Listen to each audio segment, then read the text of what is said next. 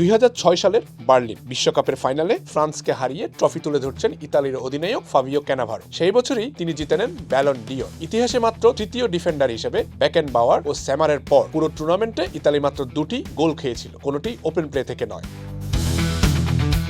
ঠিক 20 বছর পর সেই ক্যানাভারো আবার বিশ্বকাপে, তবে এবার কোচ হিসেবে দল মধ্য এশিয়ার উজবেকিস্তান, যারা এবারই প্রথমবার বিশ্বকাপের মঞ্চে পা রাখছে। স্বাধীনতার 34 বছর পর এই বিশ্বকাপ উজবেকিস্তানের কাছে নিছক একটি টুর্নামেন্ট নয়, বাছাই পর্বে 15 ম্যাচে মাত্র একটি হার। দীর্ঘ অপেক্ষার পর অর্জিত এই যোগ্যতা পুরো জাতির কাছে উৎসবের উপলক্ষ।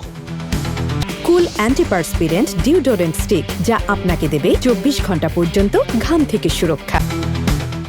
বিদায়ী ম্যাচে তাশখন্দের জাতীয় স্টেডিয়ামে 30,000 দর্শকের ঢল সেই আবেগেরই প্রমাণ। দলে রয়েছেন ম্যানচেস্টার সিটির তরুণ ডিফেন্ডার আব্দু কদির খুশানভ ও দেশের সর্বোচ্চ গোলদাতা এলদর সোমরোদভ। গ্রুপ কেতে পর্তুগাল, কলম্বিয়া ও কঙ্গোর মতো শক্তিশালী দলের বিপক্ষে লড়তে হবে। কাগজে কলমে কঠিন, তবে ক্যানাভারো বলছেন ভিন্ন কথা। এটা আমাদের প্রথম বিশ্বকাপ, আমাদের হারানোর কিছু নেই। 17 জুন মেক্সিকো সিটির কলম্বিয়ার বিপক্ষে ম্যাচ দিয়ে শুরু হবে উজবেকিস্তানের ঐতিহাসিক অভিযান।